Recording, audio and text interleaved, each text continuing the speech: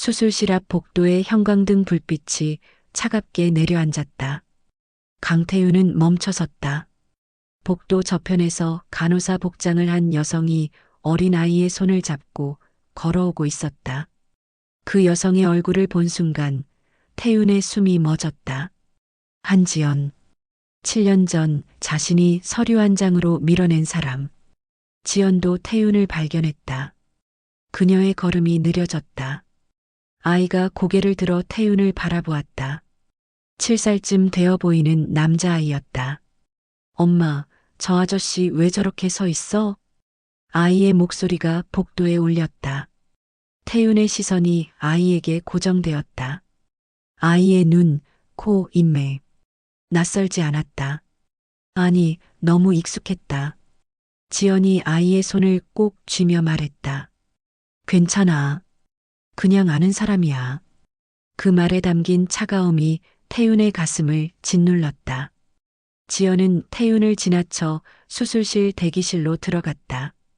문이 닫혔다. 태윤은 그 자리에 서서 떨리는 손을 주먹 쥐었다. 저 아이가 누구인가? 왜 지연이 여기 있는가? 그리고 저 아이는 왜 자신을 그렇게 똑바로 바라보았는가? 복도에 남겨진 태윤은 무너질 것 같은 다리를 간신히 지탱하며 벽에 기댔다.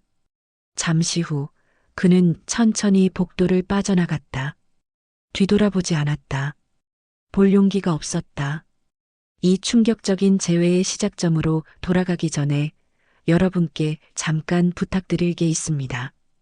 이 이야기는 한 사람의 추락과 책임 그리고 다시 일어서려는 몸부림에 대한 기록입니다.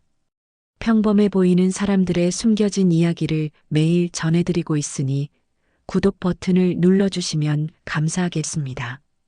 알림 설정까지 해두시면 새로운 이야기를 가장 먼저 만나보실 수 있습니다.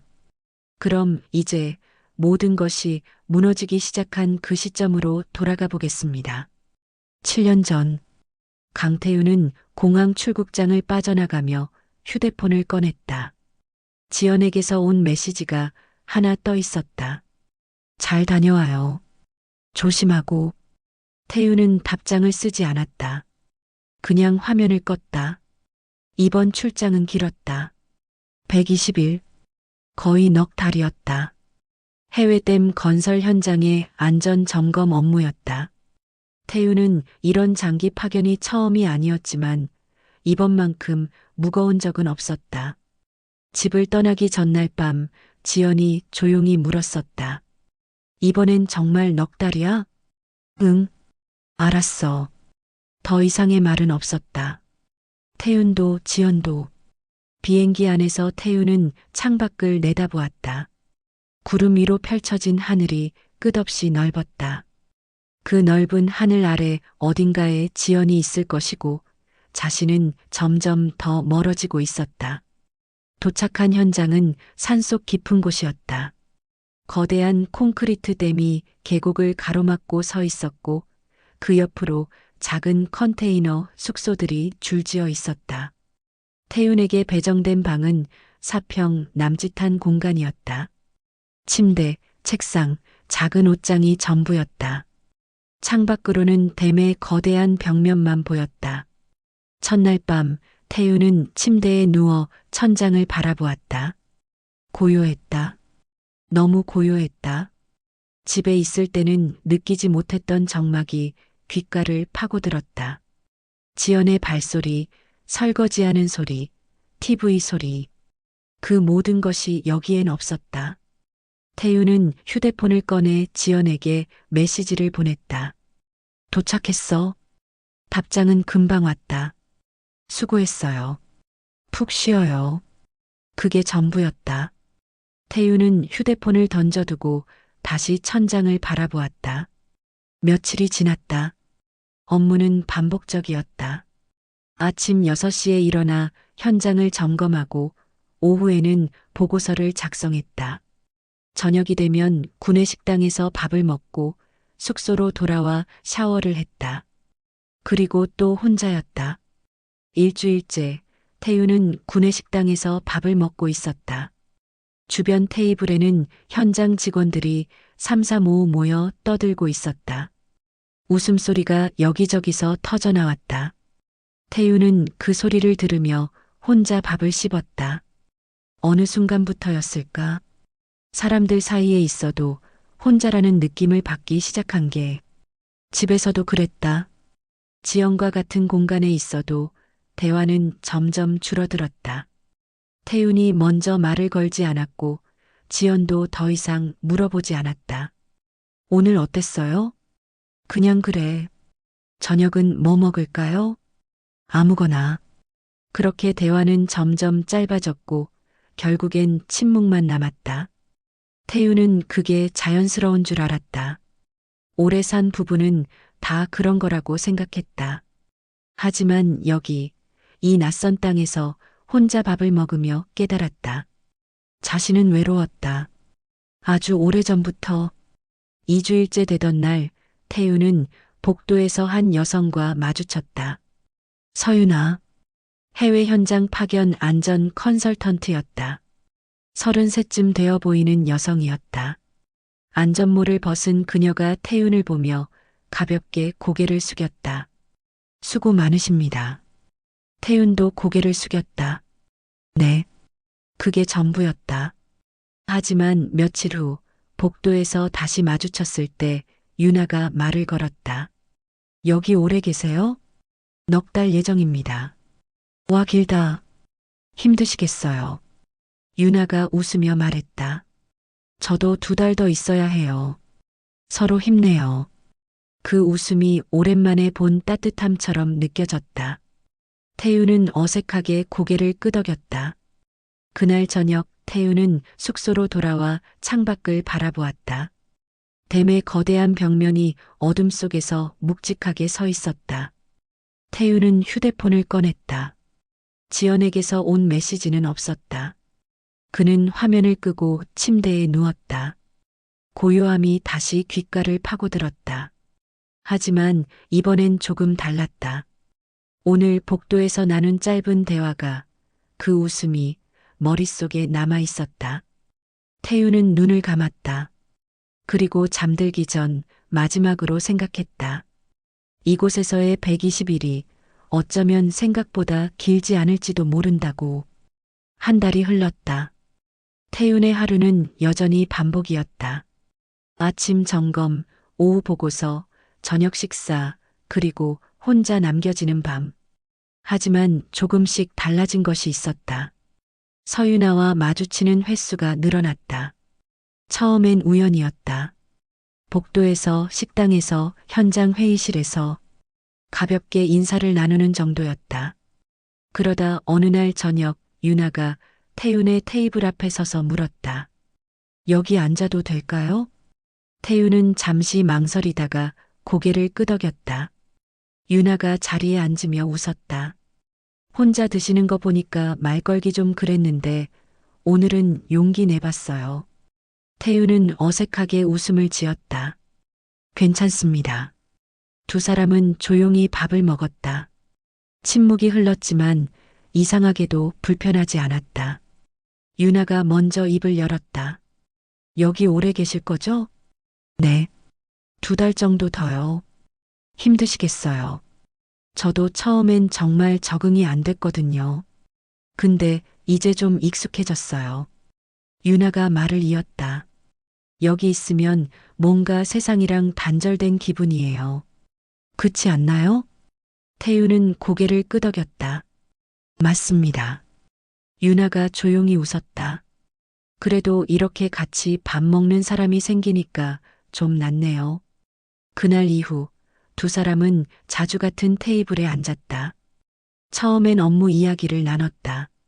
현장 안전 점검 보고서 작성, 본사와의 연락. 그런 이야기들. 하지만 시간이 지나며 대화의 주제가 조금씩 바뀌었다. 고향이 어디세요? 서울입니다.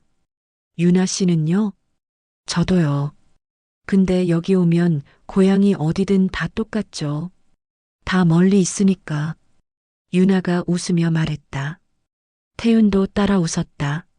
며칠 후 유나가 물었다. 가족은요? 집에 계세요? 태유는 잠시 말을 멈췄다. 네. 연락 자주 하세요? 태유는 고개를 저었다. 아니요. 별로요. 유나가 고개를 끄덕였다. 저도요. 멀리 있으면 할 말도 없어지더라고요. 이상하게. 태유는 아무 말도 하지 않았다. 유나의 말이 가슴을 찔렀다. 지연에게 마지막으로 제대로 된 전화를 한 게 언제였던가. 일주일 전, 2주일 전, 기억이 나지 않았다. 어느 날 밤 태유는 숙소에서 휴대폰을 꺼냈다. 지연에게 전화를 걸려다가 멈췄다. 지금 몇 시지? 한국은 새벽 2시였다. 태유는 화면을 끄고 휴대폰을 내려놓았다. 다음 날도 그 다음 날도 전화는 걸지 않았다. 2개월째 접어들었다. 어느 날 저녁 태유는 숙소 복도에서 유나와 마주쳤다. 유나가 따뜻한 종이컵을 들고 있었다. 커피 한 잔 하실래요? 제가 좀 남았어요. 태유는 잠시 망설이다가 고개를 끄덕였다. 감사합니다. 두 사람은 복도 끝 작은 창가에 서서 커피를 마셨다. 창밖으로 밤하늘이 보였다. 별이 쏟아질 듯 빛났다. 유나가 조용히 말했다. 별 참 많죠? 네. 도시에선 이렇게 못 보는데. 태유는 하늘을 올려다보았다. 정말 많았다. 서울에선 본 적 없는 별들이 빽빽하게 박혀 있었다. 유나가 말했다. 여기 오니까 제가 얼마나 작은 사람인지 느껴져요. 뭐랄까, 일상에서는 항상 바쁘고 중요한 일하는 것 같았는데, 여기선 그냥 사람이에요. 태윤은 고개를 돌려 유나를 바라보았다. 유나가 태윤을 보며 웃었다. 이상한 소리죠? 태윤은 고개를 저었다. 아니요. 저도 비슷하게 느낍니다. 정말요? 태윤은 다시 하늘을 올려다보았다.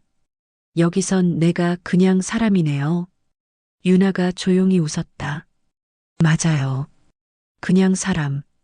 두 사람은 한동안 말없이 별을 바라보았다. 바람이 불었다. 차가운 밤바람이 복도를 스쳤다. 유나가 팔을 감싸주며 몸을 떨었다. 추워요. 태유는 재킷을 벗어 유나에게 건넸다. 이거 입으세요. 유나가 고개를 저었다. 괜찮아요. 그럼 태윤 씨가 추울 텐데. 저는 괜찮습니다. 유나는 잠시 망설이다가 재킷을 받았다. 고마워요. 그 순간 두 사람의 손이 스쳤다.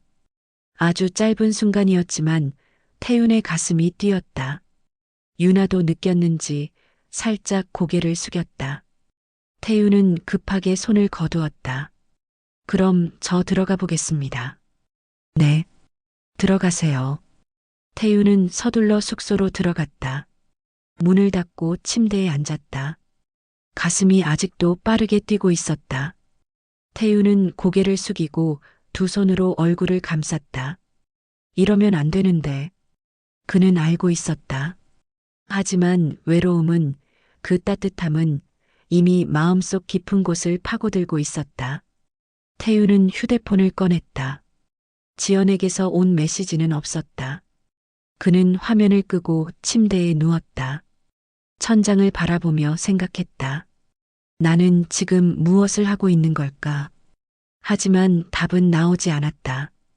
그리고 그 답을 찾기도 전에 태유는 이미 조금씩 무너지고 있었다. 같은 시간 한국. 한지연은 아침 일찍 병원에 도착했다.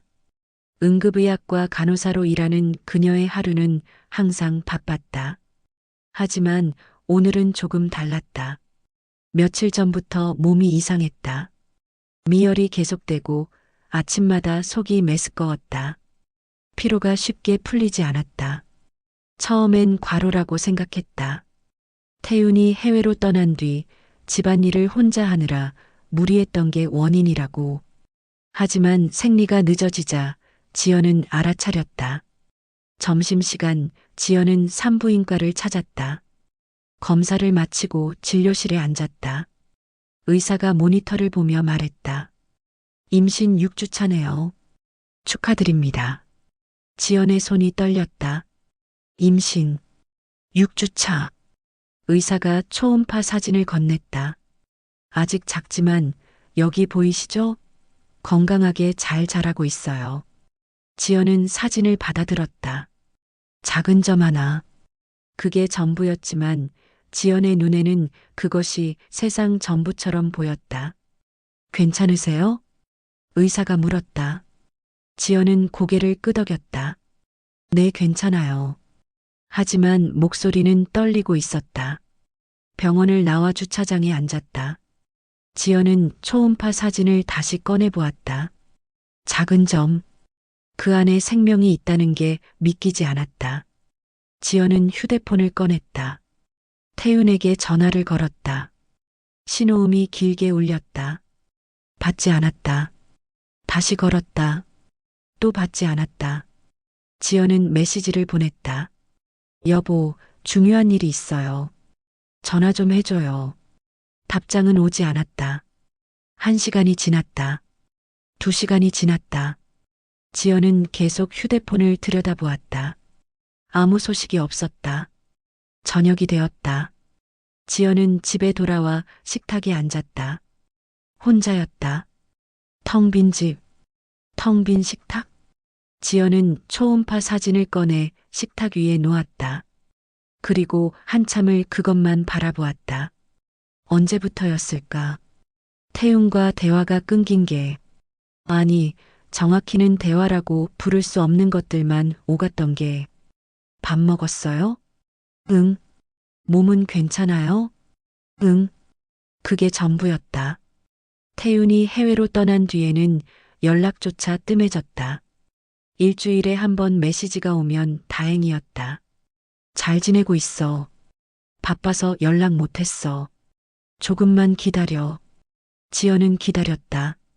태윤이 돌아오면 다시 예전처럼 될 거라고 믿었다. 하지만 지금 이 순간 초음파 사진을 보며 깨달았다. 혼자라는 것을. 다음 날 아침 지연은 다시 전화를 걸었다. 이번에도 받지 않았다. 메시지를 보냈다. 저 임신했어요. 6주 차래요. 전화 좀 해줘요. 하루가 지났다. 답장이 없었다. 이틀이 지났다. 여전히 답장이 없었다. 지연은 더 이상 메시지를 보내지 않았다. 대신 초음파 사진을 서랍 깊숙이 넣었다. 그리고 거울 앞에 섰다. 뱃속에 생명이 자라고 있다는 게 아직 실감나지 않았다. 배는 여전히 평평했고 몸도 크게 달라진 것 같지 않았다. 하지만 지연은 알고 있었다. 이제 모든 게 달라질 거라는 것을. 그날 저녁 지연은 산부인과에서 받은 안내서를 펼쳤다. 임산부가 주의해야 할 것들, 먹어야 할 음식, 피해야 할 행동. 지연은 한 줄 한 줄 천천히 읽었다. 태윤 없이도 해야 한다. 그 생각이 머릿속을 가득 채웠다. 일주일이 지났다. 태윤에게서 아무 연락이 없었다. 지연은 병원 일을 계속했다. 응급실은 여전히 바빴고 그녀는 여느 때처럼 환자들을 돌봤다. 하지만 퇴근 후 집으로 돌아오는 길은 점점 무거워졌다. 어느 날 밤 지연은 침대에 누워 천장을 바라보았다. 손을 배 위에 얹었다. 아직 아무것도 느껴지지 않았지만 그 안에 생명이 있다는 걸 알고 있었다. 지연은 조용히 말했다. 이 아이는 나 혼자라도 지켜야 해. 그 말을 하는 순간 눈물이 흘러내렸다. 지연은 소리내어 울지 않았다. 그냥 조용히 눈물만 흘렸다. 창밖으로 밤바람이 불었다. 나무 잎새가 바스락거렸다. 지연은 눈을 감았다. 그리고 결심했다. 태윤이 돌아오든 돌아오지 않든 이 아이는 지킬 거라고. 혼자서라도. 다음 날 지연은 산부인과에 다시 방문했다. 의사가 물었다. 남편분은 함께 안 오셨어요? 지연은 잠시 말을 멈췄다가 대답했다. 네, 지금 해외에 있어서요. 아, 그렇군요. 힘드시겠어요. 지연은 고개를 저었다. 괜찮아요. 하지만 괜찮지 않았다. 검사를 마치고 병원을 나서는 길, 지연은 다른 부부들을 보았다. 남편이 아내의 손을 잡고 함께 걷는 모습, 남편이 아내의 가방을 들어주는 모습, 지연은 고개를 돌렸다. 보고 싶지 않았다. 주차장에 혼자 앉아 지연은 또 한 번 휴대폰을 꺼냈다. 태윤의 이름이 화면에 떠올랐다. 손가락이 전화 버튼 위에 머물렀다. 하지만 누르지 않았다. 대신 화면을 껐다. 그리고 조용히 중얼거렸다. 이제 기대하지 않을게. 지연은 시동을 걸고 집으로 향했다. 뒷좌석에는 산부인과에서 받은 영양제와 안내 책자가 놓여 있었다. 그것들을 보며 지연은 생각했다. 혼자서도 할 수 있다고, 해야 한다고. 그리고 그렇게 지연은 조금씩 태윤 없는 미래를 준비하기 시작했다. 3개월이 지났다. 태윤이 돌아왔다. 공항에서 나온 태윤의 얼굴은 지쳐 보였다. 넉 달간의 출장이 남긴 피로가 그대로 드러났다. 하지만 눈빛만은 달랐다. 예전과 다른 무언가가 그 안에 있었다. 집에 도착했을 때 지연은 현관에서 그를 맞았다. 왔어요. 지연의 목소리는 조용했다. 태윤은 고개를 끄덕였다. 응, 그게 전부였다. 두 사람은 거실로 들어갔다. 태윤은 가방을 내려놓고 소파에 앉았다. 지연은 부엌으로 가서 물을 따라왔다. 컵을 태윤 앞에 놓으며 조심스럽게 말했다. 힘들었죠? 태윤은 물을 한 모금 마셨다. 응. 지연은 태윤 옆에 앉았다. 한동안 침묵이 흘렀다. 지연이 입을 열었다. 저기 할 말이 있는데. 태윤이 고개를 돌렸다. 뭔데? 지연은 잠시 망설였다. 손이 떨렸다. 저 임신했어요. 태윤의 표정이 굳었다. 지연이 말을 이었다. 3달 됐어요. 당신이 떠나고 얼마 안 있어서 알았어요. 메시지 보냈었는데 못 봤나 봐요. 태윤은 아무 말도 하지 않았다. 지연이 서랍에서 초음파 사진을 꺼냈다. 떨리는 손으로 태윤에게 건넸다. 이거 우리 아기예요. 태윤은 사진을 받지 않았다. 그냥 바라만 보았다. 지연의 손이 공중에 멈췄다. 당신 괜찮아요? 태윤이 천천히 입을 열었다. 미안해. 지연의 가슴이 철렁 내려앉았다. 뭐가요? 태윤은 지연을 똑바로 보지 못했다. 시선을 돌리며 말했다. 나 생각 좀 해봐야 할 것 같아. 지연의 손에서 초음파 사진이 떨어졌다. 바닥에 사진이 떨어지는 소리가 거실에 울렸다. 무슨 말이에요? 태윤은 일어섰다. 며칠만 시간 줘. 그리고 방으로 들어갔다. 문이 닫혔다. 지연은 그 자리에 앉아 바닥에 떨어진 초음파 사진을 바라보았다. 손이 떨려서 사진을 집을 수가 없었다. 이틀이 지났다. 태윤은 거의 방에만 있었다. 식사도 혼자 했다. 지연과 마주치지 않으려는 듯 했다. 지연은 아무 말도 하지 않았다. 기다렸다. 태윤이 먼저 말할 때까지. 사흘째 되던 날 아침, 지연이 출근 준비를 하고 있을 때 태윤이 거실로 나왔다. 손에 서류 봉투를 들고 있었다. 지연이 태윤을 바라보았다. 태윤은 말없이 식탁 위에 봉투를 놓았다. 이게 뭐예요? 지연이 물었다. 태윤은 대답하지 않았다. 지연이 봉투를 열었다. 이혼 합의서. 첫 페이지에 그 글자가 박혀 있었다. 지연의 손이 멈췄다. 천천히 고개를 들어 태윤을 바라보았다. 이게 뭐예요? 태윤은 창밖만 바라보았다. 보면 알잖아. 지연의 목소리가 떨렸다. 왜요? 왜 갑자기 이런 걸 주는 거예요? 태윤은 돌아서려 했다. 지연이 태윤의 팔을 붙잡았다. 설명이라도 해줘요. 왜 이러는지. 태윤이 팔을 뿌리쳤다. 설명해봐야 소용없어. 무슨 소리예요? 지금 우리 아기가. 태윤이 지연의 말을 끊었다. 그것 때문에 더 안 되는 거야. 지연의 얼굴이 창백해졌다. 뭐라고요? 태윤이 고개를 돌렸다. 미안해. 나 이제 못하겠어.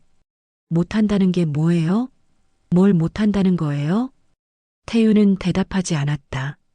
그냥 방으로 들어갔다. 지연은 식탁 앞에 주저앉았다. 이혼 합의서가 눈앞에 펼쳐져 있었다. 그 옆에는 석 달 전 가져온 초음파 사진이 놓여 있었다. 서류와 사진. 둘이 나란히 놓인 모습이 너무나 잔인했다. 지연은 두 손으로 얼굴을 감쌌다. 울고 싶었지만 눈물이 나오지 않았다. 그냥 텅 빈 느낌만 가슴을 채웠다. 한참을 그렇게 앉아 있다가 지연은 천천히 일어났다. 이혼 합의서를 집어들었다. 한 장 한 장 넘겨보았다. 재산 분할, 양육권, 위자료. 모든 항목이 빈칸이었다. 태윤은 아무것도 요구하지 않았다. 그냥 끝내자는 것뿐이었다. 지연은 서류를 내려놓았다. 그리고 옆에 놓인 초음파 사진을 집어들었다. 석 달 전보다 훨씬 선명해진 아기의 모습이 보였다. 지연은 배에 손을 얹었다. 아직 배가 불러오지는 않았지만 그 안에 생명이 자라고 있다는 걸 느낄 수 있었다. 지연은 조용히 중얼거렸다. 설명 안 해도 이미 끝난 거죠. 그날 저녁 지연은 태윤이 방에서 나오기를 기다렸다. 하지만 태윤은 나오지 않았다. 지연은 혼자 밥을 먹었다. 식탁 위에는 여전히 이혼 합의서와 초음파 사진이 나란히 놓여 있었다. 밥을 다 먹고 설거지를 했다. 그리고 거실 소파에 앉아 텅 빈 벽을 바라보았다. 얼마나 시간이 지났을까? 방문이 열렸다. 태윤이 나왔다. 가방을 들고 있었다. 어디 가요? 지연이 물었다. 친구 집. 언제 올 건데요? 태윤은 대답하지 않았다. 현관문을 열고 나갔다. 문이 닫히는 소리가 거실에 울렸다. 지연은 그 자리에 그대로 앉아 있었다. 움직일 힘이 없었다. 한참을 그렇게 앉아 있다가 지연은 천천히 초음파 사진을 집어들었다. 사진 속 아기를 바라보며 조용히 말했다. 괜찮아. 우리 둘이서 잘 살 거야. 하지만 그 말을 하는 지연의 눈에서는 눈물이 흘러내리고 있었다. 지연은 소리내어 울지 않았다. 그냥 조용히 혼자 눈물을 흘렸다. 창밖으로 밤이 깊어갔다. 식탁 위에 놓인 이혼 합의서가 형광등 불빛 아래 하얗게 빛났다. 그리고 그 옆에 놓인 초음파 사진이 작은 생명이 조용히 숨쉬고 있었다. 이혼이 성립됐다. 1년이 지났다. 강태윤은 국가수자원공사 본사 회의실에 앉아 있었다. 그의 명함에는 이렇게 적혀 있었다. 국가수자원공사 댐 안전 책임 엔지니어. 20년간 전국의 댐 안전을 책임져 온 사람. 국가 기반 시설의 핵심 인력. 그가 담당하는 댐 하나가 무너지면 수만 명의 생명이 위험에 빠질 수 있었다. 그만큼 중요한 자리였다. 하지만 오늘 회의실 안의 분위기는 무거웠다. 본부장이 서류를 내밀었다. 강 책임님, 이번 안전점검 보고서에 오류가 너무 많습니다. 태윤은 서류를 받아들었다. 손이 떨렸다. 아니, 며칠 전부터 손이 자꾸 떨렸다. 서류를 넘기다가 숫자가 흐릿하게 보였다. 눈을 비볐지만 여전했다. 죄송합니다. 다시 확인하겠습니다. 본부장이 한숨을 쉬었다. 강 책임님, 요즘 컨디션이 안 좋으신 것 같은데 괜찮으십니까? 태윤은 고개를 끄덕였다. 네, 괜찮습니다. 하지만 괜찮지 않았다. 회의가 끝나고 사무실로 돌아왔다. 태윤은 책상에 앉아 손을 펼쳤다. 손끝이 떨리고 있었다. 언제부터였을까? 처음엔 가끔씩이었다. 펜을 잡을 때, 키보드를 칠 때, 미세하게 떨리는 정도였다. 그런데 요즘엔 더 심해졌다. 컵을 들 때도 떨렸다. 서류를 넘길 때도 떨렸다. 그뿐만이 아니었다. 감각이 둔해졌다. 손끝으로 뭔가를 만져도 제대로 느껴지지 않았다. 며칠 전에는 뜨거운 물에 손을 넣었는데도 뜨거운 줄 몰랐다. 나중에 보니 손에 화상이 나 있었다. 태우는 병원을 찾았다. 신경과였다. 의사가 여러 검사를 했다. MRI, 신경전도 검사, 혈액 검사. 일주일 후 결과가 나왔다. 진료실에 앉은 태윤 앞에서 의사가 MRI 필름을 들어 올렸다. 희귀신경계 질환입니다. 말초신경 퇴행이라고 하는데요. 태윤의 표정이 굳었다. 그게 뭡니까? 의사가 설명했다. 간단히 말하면 손과 발의 신경이 서서히 퇴행하는 병입니다. 지금은 손떨림과 감각 둔화 정도지만 진행되면 더 심해질 수 있습니다. 치료는요? 의사가 고개를 저었다. 진행 속도를 늦추는 약물 치료는 가능하지만 완치는 어렵습니다. 특히 정밀한 작업을 요구하는 직업이라면 힘들 수 있습니다. 태윤의 가슴이 무너졌다. 정밀한 작업. 댐 안전 점검은 밀리미터 단위의 균열을 찾아내는 일이었다. 손이 떨리면 감각이 둔하면 그 일을 할 수 없었다. 의사가 조심스럽게 물었다. 직업이 어떻게 되십니까? 태윤은 잠시 말을 멈췄다가 대답했다. 댐 안전 엔지니어입니다. 의사의 표정이 어두워졌다. 그렇다면 업무 조정을 고려하셔야 할 것 같습니다. 태윤은 병원을 나왔다. 주차장에 혼자 앉아 핸들을 붙잡았다. 손이 떨렸다. 이제 이 손으로 무엇을 할 수 있을까? 20년간 쌓아온 경력이 그 모든 것이 한순간에 무너지는 느낌이었다. 태윤은 휴대폰을 꺼냈다. 유나에게 전화를 걸었다. 이혼 후 두 사람은 계속 연락하고 있었다. 가끔 만나기도 했다. 여보세요? 유나의 목소리가 들렸다. 나야. 지금 시간 돼? 응. 무슨 일이야? 태윤은 잠시 망설이다가 말했다. 병원 다녀왔어. 왜? 어디 아파? 태윤은 진단 결과를 말했다. 전화기 너머로 침묵이 흘렀다. 그게 심각한 거야? 업무는 못할 것 같아. 또 침묵. 유나가 조심스럽게 말했다. 그럼 어떻게 하려고? 모르겠어. 회사에 보고해야 할 것 같은데. 응, 그래야겠다. 대화가 끊겼다.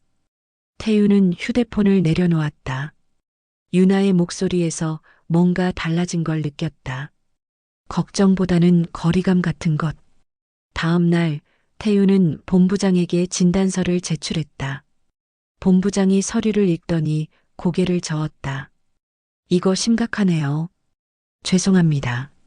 사과할 일은 아니죠. 하지만 본부장이 말을 이었다. 현장 업무는 어려울 것 같습니다. 안전이 우선이니까요. 태윤은 고개를 끄덕였다. 알고 있습니다. 일단 본사 업무로 전환하시죠. 보고서, 검토나 행정 업무 같은 거요. 태윤의 가슴이 철렁 내려앉았다. 현장에서 배제된다는 뜻이었다. 20년간 댐 현장을 누비던 사람이 이제 책상 앞에만 앉아야 한다는 것. 네, 알겠습니다. 그날부터 태윤의 업무가 바뀌었다. 현장 점검은 다른 엔지니어들에게 넘어갔다. 태윤은 그들이 작성한 보고서를 검토하는 역할만 맡았다. 회의에서도 발언권이 줄어들었다. 강 책임님은 현장 경험이 풍부하시니까 의견 주시죠. 처음엔 그렇게 물었다. 하지만 시간이 지나며 그마저도 사라졌다. 회의는 현장 엔지니어들 중심으로 돌아갔다. 태윤은 그냥 앉아서 듣기만 했다. 어느 날 동료가 조심스럽게 물었다. 태윤 씨 괜찮아요? 요즘 많이 힘들어 보이는데. 태유는 고개를 끄덕였다. 괜찮아. 하지만 괜찮지 않았다. 퇴근 후 태유는 유나를 만났다. 카페에 앉아 커피를 마시며 유나가 물었다. 요즘 어때? 그냥 그래. 유나가 조용히 말했다. 나 다음 주에 해외 파견 나가. 태윤이 고개를 들었다. 얼마나? 6개월. 그래. 유나가 손을 뻗어 태윤의 손을 잡았다. 미안해. 이런 타이밍에. 태윤은 고개를 저었다. 아니야. 내일이니까. 하지만 유나의 손이 예전처럼 따뜻하게 느껴지지 않았다. 그리고 태윤은 알고 있었다. 유나가 떠나면 다시 돌아오지 않을 거라는 것을. 며칠 후 본부장이 태윤을 불렀다. 강 책임님, 이번에 명예퇴직 대상자 명단이 나왔는데요. 태윤의 가슴이 철렁 내려앉았다. 제가 포함됐습니까? 본부장이 고개를 끄덕였다. 강제는 아닙니다. 하지만 회사 입장에서는 권유하는 겁니다. 태윤은 아무 말도 하지 못했다. 본부장이 조심스럽게 말했다. 이제 제 판단을 믿지 않는군요. 태윤이 중얼거렸다. 본부장이 물었다. 뭐라고 하셨습니까? 태윤은 고개를 저었다. 아닙니다. 그날 태윤은 빈 사무실에 홀로 남았다. 창밖으로 해가 지고 있었다. 20년간 지켜온 자리, 국가 기반 시설을 책임지던 사람. 그 모든 것이 무너지고 있었다. 3개월이 더 지났다. 태윤은 명예퇴직 서류에 서명했다. 20년 경력이 한 장의 서류로 끝났다. 퇴직금을 받았지만 그게 위로가 되지 않았다. 마지막 출근 날 동료들이 작은 송별회를 열어줬다. 그동안 수고 많으셨습니다. 건강 챙기시고요. 나중에 좋은 소식 들려주세요. 태윤은 고개를 숙이며 인사했다. 하지만 그들의 눈빛에서 동정을 느낄 수 있었다. 불쌍하다는 눈빛, 끝난 사람을 보는 눈빛. 태윤은 짐을 챙겨 회사를 나섰다. 뒤돌아보지 않았다. 집으로 돌아왔다. 이혼 후 혼자 사는 작은 원룸이었다. 침대, 책상, 작은 옷장. 그게 전부였다. 태윤은 짐을 내려놓고 창밖을 바라보았다. 오후 2시. 퇴근 시간도 아닌데 집에 있다는 게 이상했다. 아니, 이제는 퇴근이라는 것 자체가 없었다. 태윤은 소파에 앉았다. 손을 펼쳤다. 떨림이 더 심해졌다. 약을 먹고 있지만 진행을 늦출 뿐 멈출 수는 없었다. 감각도 더 둔해졌다. 이제는 발끝까지 저리기 시작했다. 의사가 말했었다. 스트레스를 피하세요. 충분히 쉬시고요. 하지만 쉬는 게 더 힘들었다. 할 일이 없으니 하루가 너무 길었다. 며칠 후 유나가 돌아왔다. 해외 파견을 마치고 한국에 온 것이었다. 태윤은 유나를 만나러 갔다. 카페에서 마주 앉았다. 유나는 예전보다 밝아 보였다. 오랜만이야. 유나가 웃으며 말했다. 태윤도 억지로 웃었다. 그래.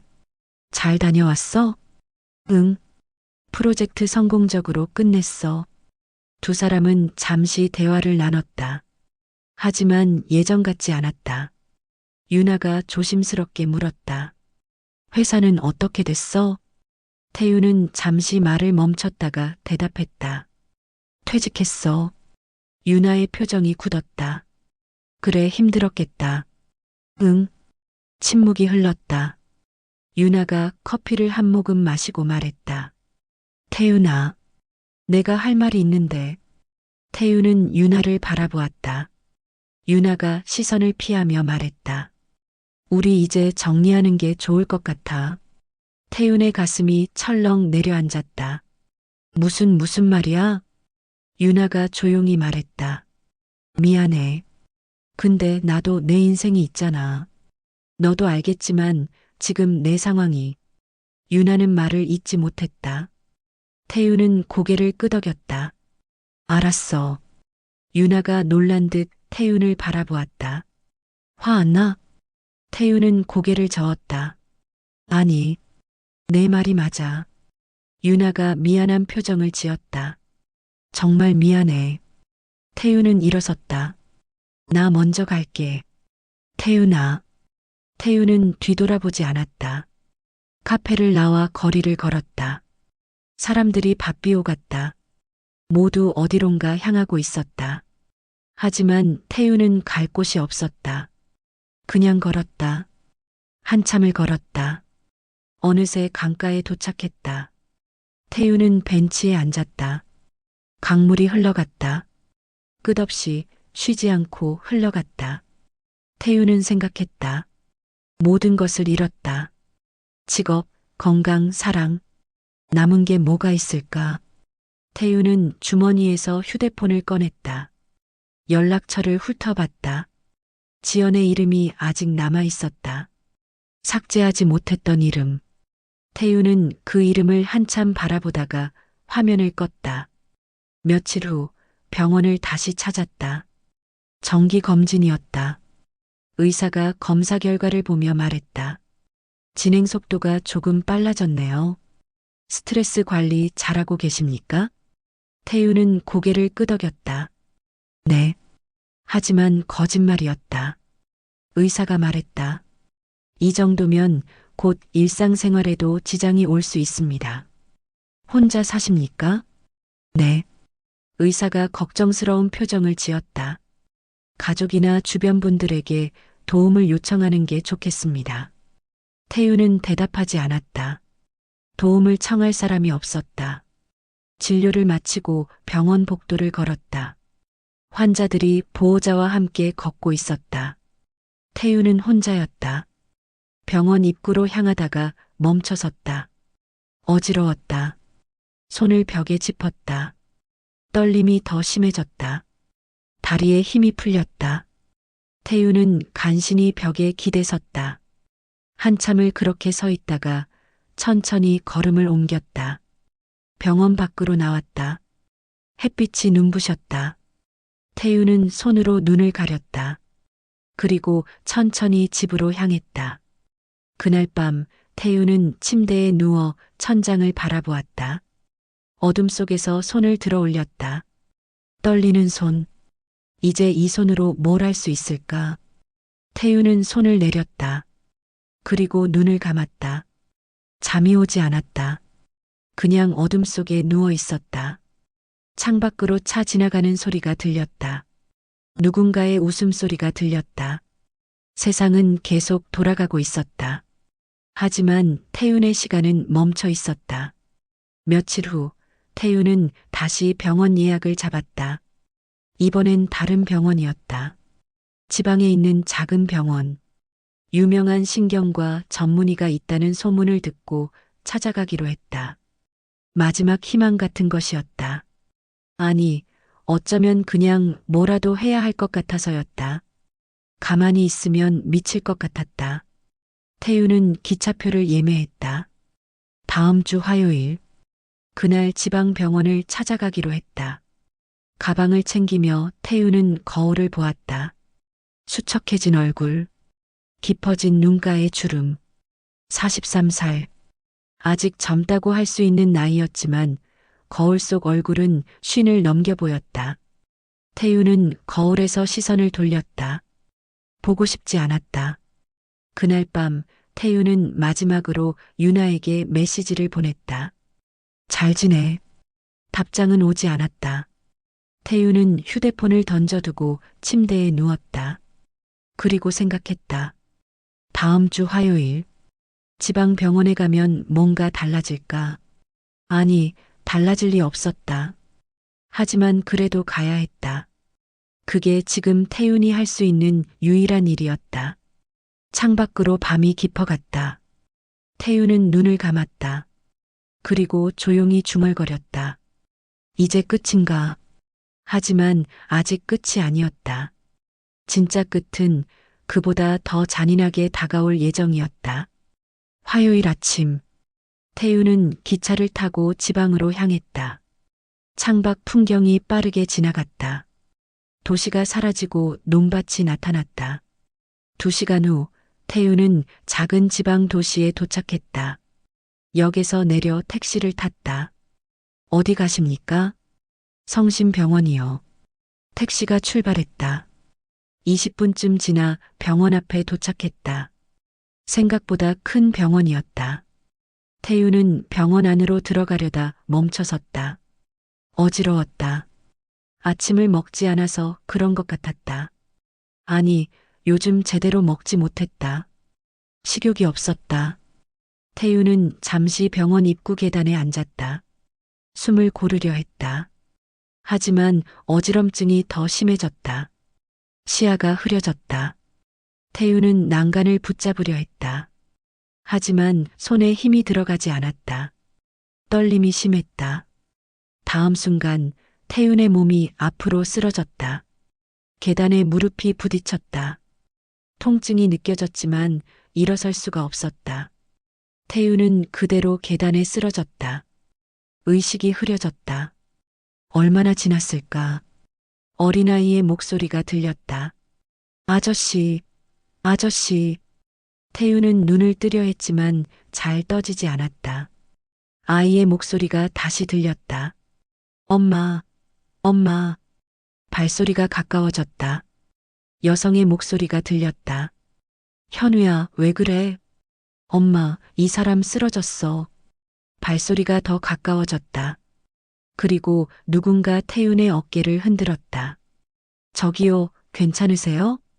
그 목소리. 태윤은 알고 있었다. 너무나 익숙한 목소리. 간신히 눈을 떴다. 흐릿한 시야에 여성의 얼굴이 보였다. 간호사 복장. 그리고 그 얼굴. 한지연. 태윤의 입술이 떨렸다. 지연. 지연의 얼굴이 굳었다. 태윤을 똑바로 바라보았다. 강태윤? 지연이 뒤로 물러섰다. 옆에 있던 아이가 지연을 올려다보았다. 엄마 아는 사람이야? 지연은 대답하지 않았다. 그냥 태윤을 바라보고 있었다. 태윤은 아이를 보았다. 7살쯤 되어 보이는 남자아이. 그 눈, 코, 인매. 태윤의 가슴이 멎었다. 저 아이가. 지연이 조용히 말했다. 현우야, 엄마가 사람 좀 불러올게. 여기 있어. 응. 지연이 병원 안으로 뛰어들어갔다. 태윤과 아이만 남았다. 아이가 태윤을 내려다보았다. 아저씨, 많이 아파? 태윤은 대답할 수 없었다. 그냥 아이를 바라만 보았다. 저 아이가 자신의 아들이라는 것을 이제야 깨달았다. 7년 전 지연이 임신했다고 했을 때 자신이 무시했던 그 생명이 이렇게 자라서 지금 눈앞에 있었다. 곧 병원 직원들이 나왔다. 들것에 태윤을 실었다. 지연도 함께 따라왔다. 응급실로 옮겨졌다. 검사가 시작됐다. 의식은 돌아왔지만 몸에 힘이 없었다. 한참 후 의사가 와서 설명했다. 영양 부족과 탈수 증상입니다. 기저질환이 있으신가요? 태윤은 고개를 끄덕였다. 신경계 질환이요. 의사가 차트를 확인하며 고개를 끄덕였다. 그럼 더 조심하셔야죠. 혼자 계십니까? 태윤은 대답하지 않았다. 의사가 링거를 처방했다. 일단 링거 맞으시고 푹 쉬세요. 보호자는요? 없습니다. 의사가 걱정스러운 표정을 지었다. 가족이나 지인에게 연락하시는 게 좋겠습니다. 의사가 나가고 태윤은 침대에 누워 천장을 바라보았다. 잠시 후 커튼이 열렸다. 지연이 들어왔다. 아이는 밖에 있는 것 같았다. 두 사람의 시선이 마주쳤다. 한참 동안 침묵이 흘렀다. 지연이 먼저 입을 열었다. 왜 여기 왔어요? 태윤은 목소리를 짜냈다. 병원 예약이 있어서. 지연이 고개를 끄덕였다. 그렇군요. 또 침묵. 태윤이 조심스럽게 물었다. 저 아이가 지연이 태윤의 말을 끊었다. 네, 당신 아들이에요. 태윤의 눈에서 눈물이 흘렀다. 미안해. 지연은 표정을 바꾸지 않았다. 지금 미안해봤자 소용없어요. 태윤은 고개를 숙였다. 지연이 말을 이었다. 저 아이 이름은 강현우예요. 7살이고요. 아빠가 누군지 몰라요. 태윤의 가슴이 찢어지는 것 같았다. 지연이 조용히 말했다. 치료부터 받아요. 지금 아니면 기회 없어요. 태윤이 고개를 들었다. 뭐라고? 지연이 태윤을 똑바로 바라보았다. 저도 의료인이에요. 당신 상태 보면 압니다.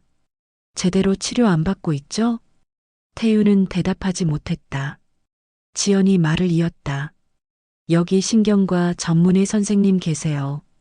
제가 아는 분이에요. 소개해 드릴게요. 왜 그렇게까지? 지연이 조용히 웃었다. 제가 왜 그래야 하냐고요? 모르겠어요. 그냥 당신이 죽는 건 보고 싶지 않아서요. 태윤의 눈에서 눈물이 계속 흘렀다. 지연이 일어섰다. 링거 다 맞으면 신경과로 가세요. 접수는 제가 해놨어요. 지연아. 지연이 뒤돌아보지 않고 말했다. 저한테 고마워하지 마세요.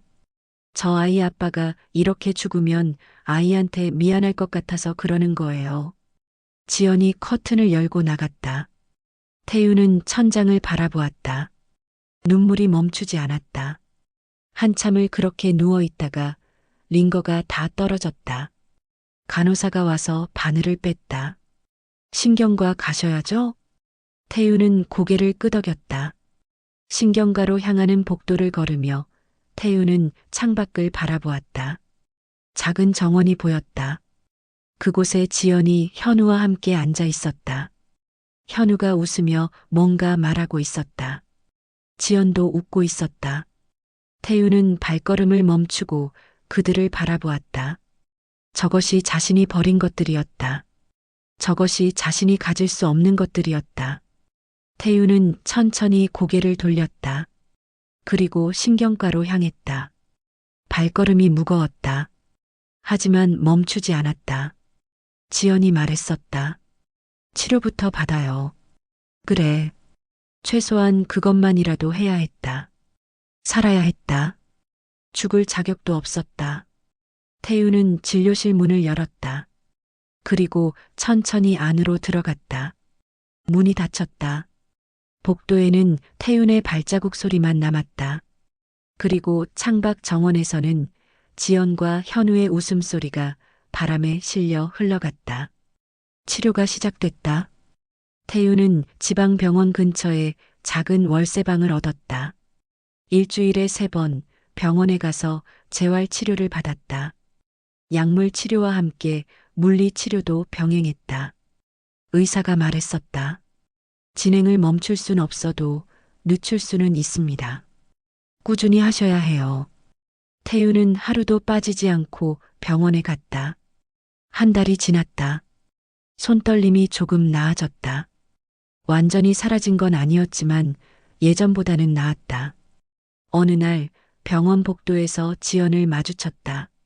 지연은 간호사 복장으로 바쁘게 걸어가고 있었다. 두 사람의 시선이 잠깐 마주쳤다. 지연이 먼저 고개를 숙였다. 태윤도 고개를 숙였다. 그게 전부였다. 2달째 태윤은 병원 정원 벤치에 앉아 있었다. 재활 치료가 끝나고 잠시 쉬는 시간이었다. 발걸음 소리가 들렸다. 고개를 들자 현우가 서 있었다. 지연이 현우의 손을 잡고 있었다. 안녕하세요. 지연이 조용히 말했다. 태윤은 일어서려 했다. 아니요, 앉아 계세요. 지연이 현우를 앞으로 밀었다. 현우야, 인사해. 현우가 고개를 숙였다. 안녕하세요. 태윤의 눈에서 눈물이 흘렀다. 안녕, 현우야. 현우가 고개를 들어 태윤을 바라보았다. 아저씨 이름이 뭐예요? 태윤은 목소리를 가다듬었다. 강태윤이야. 아, 나랑 성이 같네. 현우가 웃었다. 태윤의 가슴이 뜨거워졌다. 지연이 조용히 말했다. 앞으로 일주일에 한 번씩 현우 만나도 돼요. 태윤이 고개를 들었다. 정말? 지연이 고개를 끄덕였다. 단 조건이 있어요. 현우한테 당신이 아빠라고 말하지 마세요. 아직은요. 태윤은 고개를 숙였다. 알겠습니다. 그날부터 매주 토요일 태윤은 현우를 만났다. 처음엔 1시간. 병원 정원에서 함께 앉아 이야기를 나눴다. 현우는 학교 이야기를 했다. 친구 이야기, 선생님 이야기. 태윤은 그 모든 것을 들었다. 한마디도 놓치지 않으려고 했다. 몇 주가 지났다. 현우가 물었다. 아저씨는 무슨 일해요? 태윤은 잠시 말을 멈췄다가 대답했다. 예전엔 중요한 일을 했어. 근데 지금은 쉬고 있어. 왜요? 몸이 아파서. 현우가 걱정스러운 표를 지었다. 많이 아파요? 태윤은 고개를 저었다. 아니야. 이제 좀 나아지고 있어. 현우가 웃었다. 다행이다. 빨리 나으세요. 태윤은 현우의 머리를 쓰다듬고 싶었다. 하지만 참았다. 아직은 그럴 자격이 없었다. 계절이 바뀌었다. 여름이 지나고 가을이 왔다. 태윤과 현우의 만남은 계속됐다. 1시간이 2시간이 됐다. 정원에서 만나던 것이 근처 공원으로 바뀌었다. 함께 산책하고 벤치에 앉아 과자를 먹었다. 현우가 말했다. 아저씨, 우리 이제 친구 같아요. 태윤은 웃었다. 그래, 친구. 하지만 가슴 한구석이 아팠다. 친구가 아니라 아빠인데. 겨울이 왔다. 첫눈이 내렸다. 태윤은 현우와 함께 눈사람을 만들었다. 현우가 웃으며 뛰어다녔다. 아저씨, 눈싸움해요. 태윤도 웃으며 눈을 뭉쳤다. 손이 떨렸지만 예전보다 훨씬 나았다. 치료를 꾸준히 받은 덕분이었다. 눈싸움을 하고 두 사람은 벤치에 앉았다. 현우가 물었다. 아저씨는 가족이 없어요? 태윤은 잠시 말을 멈췄다. 있어. 하지만 함께 살지 않아. 왜요? 아저씨가 잘못해서. 현우가 고개를 갸우뚱했다. 무슨 잘못이요? 태윤은 대답하지 못했다. 현우가 태윤의 손을 잡았다. 괜찮아요. 아저씨는 좋은 사람이에요. 태윤의 눈에서 눈물이 흘렀다. 1년이 지났다. 52번의 토요일. 52번의 만남. 태윤은 단 한 번도 빠지지 않았다. 아플 때도 힘들 때도 꼭 나왔다. 그리고 그 시간 동안 태윤은 변했다. 예전의 냉정함은 사라지고 따뜻함이 생겼다. 현우를 보는 눈빛이 달라졌다. 세상을 보는 시선이 달라졌다. 어느 토요일, 지연이 태윤에게 전화를 걸었다. 오늘 저녁 우리 집에서 밥 먹을래요? 태윤은 놀랐다. 정말 괜찮습니까? 네. 현우가 계속 물어봐서요. 아저씨랑 같이 밥 먹고 싶대요. 태윤의 가슴이 뛰었다. 가겠습니다. 저녁. 태윤은 작은 선물 상자를 들고 지연의 집 앞에 섰다. 현우가 좋아할 만한 장난감이었다. 초인종을 눌렀다. 문이 열렸다. 현우가 뛰어나왔다. 아저씨. 태윤이 웃으며 선물을 건넸다. 이거 현우 줄게. 현우가 선물을 받아들었다. 와, 고마워요. 거실로 들어갔다. 작은 식탁이 차려져 있었다. 3개의 접시. 지연이 앞치마를 두르고 나왔다. 앉으세요. 세 사람이 식탁에 앉았다. 1년 동안 상상만 했던 장면. 이제 현실이 됐다. 지연이 밥을 퍼주었다. 현우 그릇, 자신의 그릇, 그리고 태윤의 그릇. 잘 먹겠습니다. 세 사람이 함께 말했다. 밥을 먹으며 현우가 떠들었다. 학교 이야기, 친구 이야기. 태우는 웃으며 들었다. 지연도 가끔 웃었다. 어색하지만 따뜻한 시간이었다. 밥을 다 먹고 현우가 물었다. 아저씨, 다음 주에도 올 거예요? 태윤이 지연을 바라보았다. 지연이 고개를 끄덕였다. 그래, 다음 주에도 올게. 현우가 웃었다. 좋아요. 현우가 방으로 뛰어들어갔다. 태윤과 지연만 남았다. 지연이 조용히 말했다. 1년이네요. 네. 잘했어요. 단 한 번도 안 빠지고. 태윤은 고개를 숙였다. 당연한 건데요. 지연이 말을 이었다. 다시 시작하자는 건 아니에요. 아직은요. 알고 있습니다. 하지만 현우한테는 아빠가 필요해요. 그게 당신이든 아니든. 태윤이 고개를 들었다. 지연이 태윤을 바라보았다. 앞으로도 계속 이렇게 올 수 있어요? 태윤은 고개를 끄덕였다. 평생이라도요. 지연이 작게 웃었다. 그럼 천천히 생각해보죠. 그때 현우가 방에서 나왔다. 아저씨, 이거 봐요. 장난감을 들고 뛰어왔다. 태윤은 현우를 바라보았다. 그리고 조심스럽게 물었다. 현우야. 네. 태윤은 잠시 망설이다가 말했다. 오늘은 아빠라고 불러도 돼? 현우가 고개를 갸우뚱했다. 아빠요? 태윤이 고개를 끄덕였다. 현우가 지연을 바라보았다. 지연이 조용히 고개를 끄덕였다.